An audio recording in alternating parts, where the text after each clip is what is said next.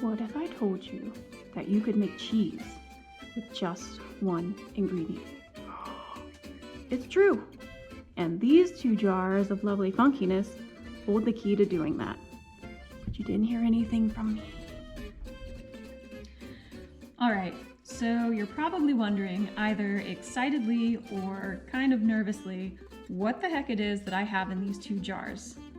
This just so happens to be one of my absolute favorite ferments, and it's because this is the perfect example of the symbiotic relationship between naturally occurring microorganisms in nature, specifically in raw milk. So what we have here is Clabbered, and Clabbered is something that you can only make with raw milk. Now, raw milk has had kind of a lot of controversy around it over the years. There are still some places in the US, and I'm sure all over the world, where it's actually illegal to buy or sell raw milk. And we won't really get into the reasons why, but a lot of it is due to some misconceptions about the safety of consuming raw milk. But what's really interesting is raw milk actually does not go bad anywhere near as fast as what pasteurized milk does. Raw milk will sour before pasteurized milk does, but it doesn't actually go bad. See, raw milk still contains some naturally occurring microorganisms in them, specifically lactic acid bacteria. Now, if you remember, lactic acid bacteria are kind of key players in the world of fermentation. So what happens with raw milk, if you let it sit out at room temperature for a couple of days, say maybe like 3 to 4 days, those lactic acid bacteria will start to feed on the sugars that are in the milk. As they feed on those sugars, they start to produce acids, and those acids make the environment more acidic.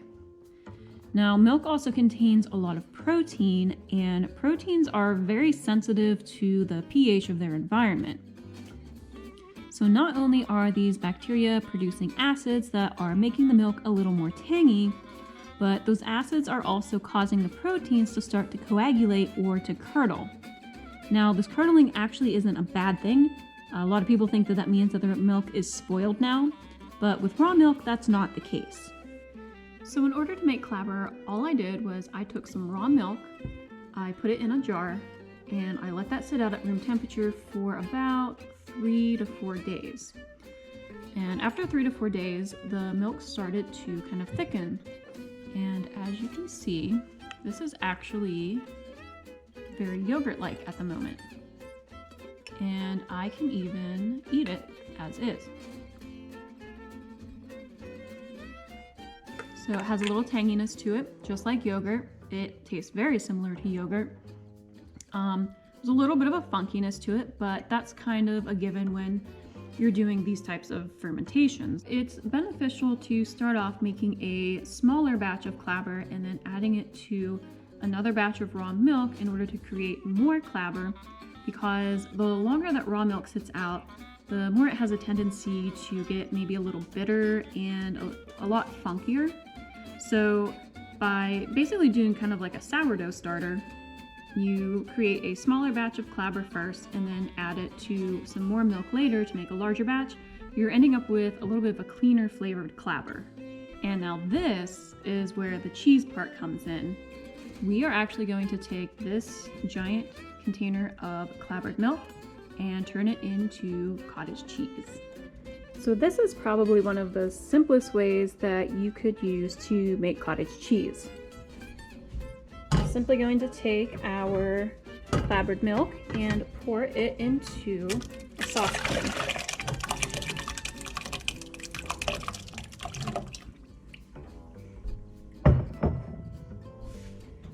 And we're going to turn the heat on and allow this to slowly heat up until it reaches no more than about 115 degrees Fahrenheit.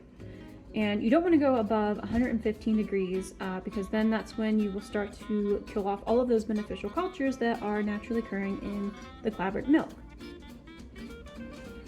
And as this starts to heat up, you will notice that all of these little curdled bits of raw milk in here will actually start to kind of tighten up a little bit more and become like firmer little curds.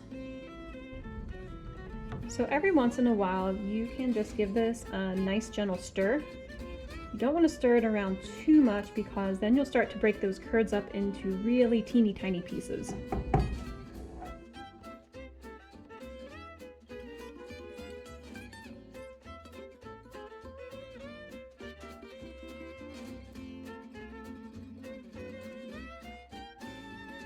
Now normally it would be ideal to have some cheesecloth in your strainer, but I was a little bit unprepared for this, so I don't have any.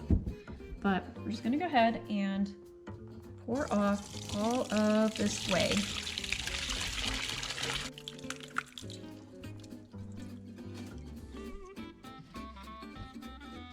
So you can go ahead and just let this sit for a few minutes, let it drain a little bit more. And as you can see, this is already very cottage cheese looking. This isn't really quite like the cottage cheese that you get in the stores, but it's still a very simplified version of making it, and it is also a gut healthy version. Now all this whey that's underneath here that I have in this bowl, don't throw that away because you can actually use that to culture some more milk if you want to maybe make some more clabber to turn into cottage cheese, or you could even use it to make some recipes from this awesome book, The Art of Natural Cheese Making by David Asher. All right, once your curds are done draining, you can then take some salt and add to it. You can maybe add a little pepper to it if you're one to eat your cottage cheese savory. I know a lot of people like to add maybe some fruit or honey to theirs.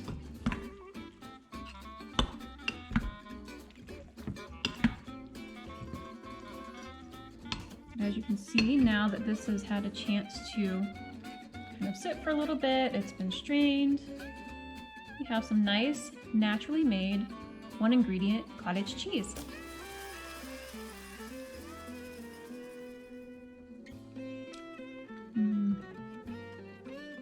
That's good.